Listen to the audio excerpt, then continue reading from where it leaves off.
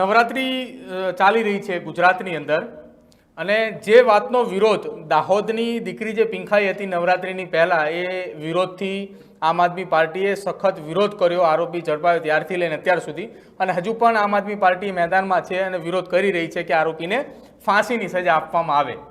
આ તમામની વચ્ચે નવરાત્રિના 4 દિવસ પૂરા થઈ ગયા. દર દિવસે સવારમાં જ્યારે જાગીને નીકળીએ છીએ અથવા પેપર વાંચીએ કે સમાચારમાં જ્યારે જોઈએ છીએ ત્યારે રોજ સવારમાં એક સગીરા સાથે દુષ્કર્મ થયું હોય અથવા દુષ્કર્મનો પ્રયત્ન થયો હોય. વડોદરાની વાત હતી, વડોદરામાં આરોપી પકડી લીધા, પણ હવે પાછી આણંદની અંદર ઘટના બની. એ સગીરાને નશો કરાવીને દુષ્કર્મ આચરવા માટેની પ્રયત્ન કરવામાં આવ્યો. તમે આણંદની વાત કરો છો.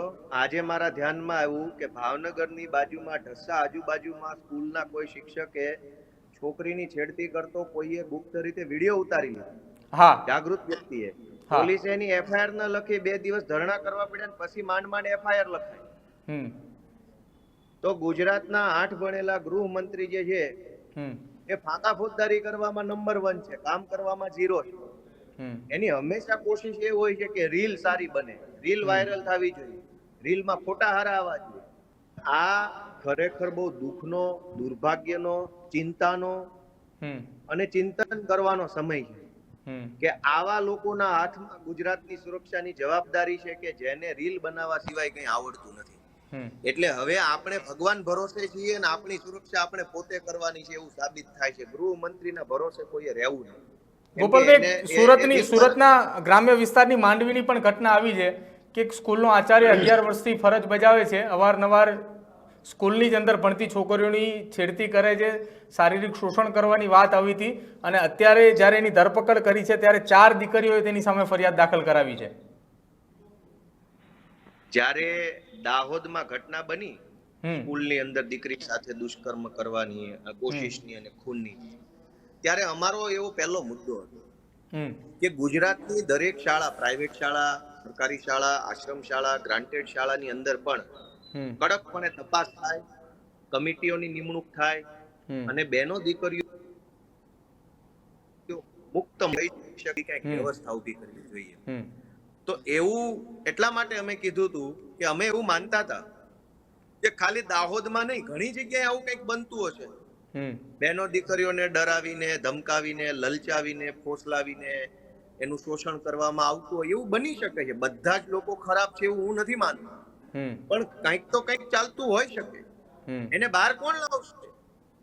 આ તો એક હદ કરતા ઘટના વધી જાય ત્યારે માંડ બહાર આવે છે, અને માંડ બહાર આવે ત્યારે પોલીસ કોઈ એફઆઈઆર લેતી નથી.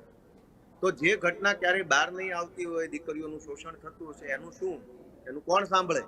એટલા માટે અમે શિક્ષણ મંત્રી પાસે આગ્રહ રાખેલો. શિક્ષણ મંત્રી ગુજરાતની તમામ પ્રાઇવેટ, સરકારી, ગ્રાન્ટેડ, આશ્રમ શાળા, સરકારી શાળા બધાની અંદર કંઈક મોનિટરિંગની વ્યવસ્થા બનાવે.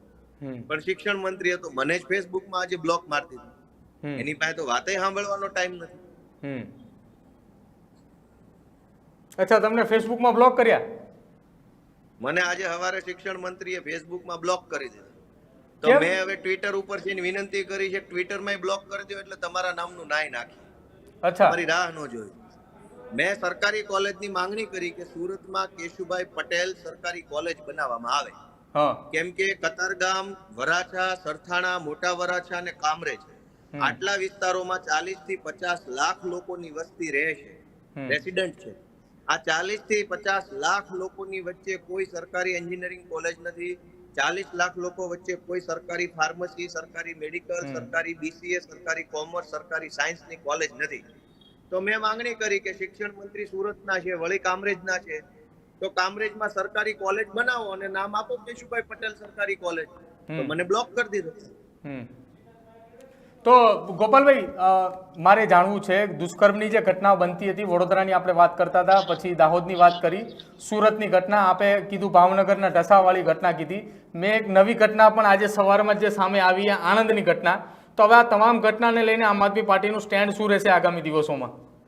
આગામી દિવસોની ક્યાં વાત કરો છો? અમારું સ્ટેન્ડ આજે જ ક્લિયર છે. આજે આખા ગુજરાતમાં આમ આદમી પાર્ટી દ્વારા વિરોધ પ્રદર્શન યોજવામાં આવ્યું.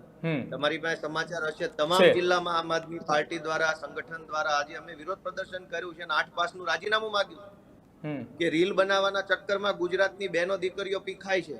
તો રાજીનામું આપો, ઘરે જઈને રીલો બનાવજો, તમારે જેટલી બનાવે. પહેલા ગુજરાતની દીકરીની સલામતી થાય એવા કોઈ સારો મંત્રી લાવો. તો આજ આમ આદમી પાર્ટીએ રાજીનામાની માંગણી કરી છે અને આખા ગુજરાતમાં અમારું વિરોધ પ્રદર્શન છે. બિલકુલ ગોપાલભાઈ, અમારી સાથે જોડાવા બદલ ખૂબ ખૂબ આભાર. Thank you. તો આ હતા આમ આદમી પાર્ટીના નેતા ગોપાલભાઈ ઇટાલિયા. તેમણે કહ્યું કે ગુજરાતની અંદર જે દીકરીઓ પીંખાઈ રહી છે તેના મામલે આમ આદમી પાર્ટી દ્વારા આજે સમગ્ર ગુજરાતની અંદર વિરોધ પ્રદર્શન કરવામાં આવ્યું છે અને જ્યાં સુધી ગુજરાતની આ તમામ દીકરીઓને ન્યાય નહીં મળે ત્યાં સુધી આમ આદમી પાર્ટી અડગ રહેશે અને લડત આપતી પણ રહેશે.